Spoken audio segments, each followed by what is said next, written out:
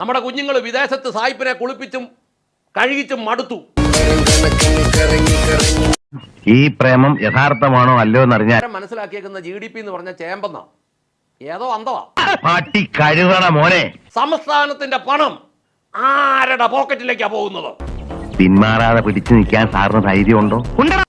എങ്ങനെയുള്ള ആളുകൾക്കാണ് ഈ 1,33,800 പേർക്ക് സർക്കാർ ജോലി കൊടുത്തതെന്ന് കണ്ടുപിടിക്കുമ്പോഴാണോ ഇങ്ങനെ പറഞ്ഞാൽ ശരിയാവില്ല.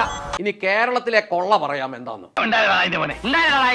PSC മെമ്പേഴ്സിന് DA നടുക്കടലിൽ ചെന്നാലും നക്കിയേ കുടി. 3,47,200 രൂപ നായിക്കൊണ്ടോ നാണം. ഇത് മുഴുവൻ നിയമിച്ചിരിക്കുന്നത് സഖാക്കന്മാരെയാ.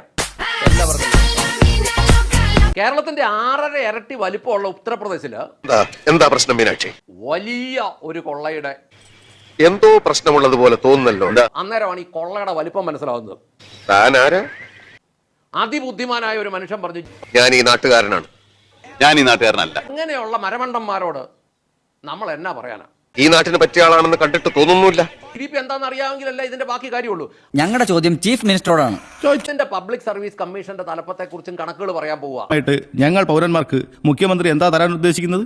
അന്നേരമാണ് ഈ കൊള്ളയുടെ വലിപ്പം മനസ്സിലാവുന്നത്. വാ തുറന്ന് എന്തെങ്കിലും പറയണം. ഈ കാര്യമായിട്ടില്ല. ഇവരെല്ലാം വിദേശ പഠനം കഴിഞ്ഞ എല്ലാവർക്കും ഞാൻ ഓരോ പഴം തരും. ഇതെവിടെയാണ്? ഇതാർക്കാണ്? കംഫർട്ടബിൾ അല്ലേ? അല്ല, ഞാൻ അരവിയുടെ അമ്മയാണ്.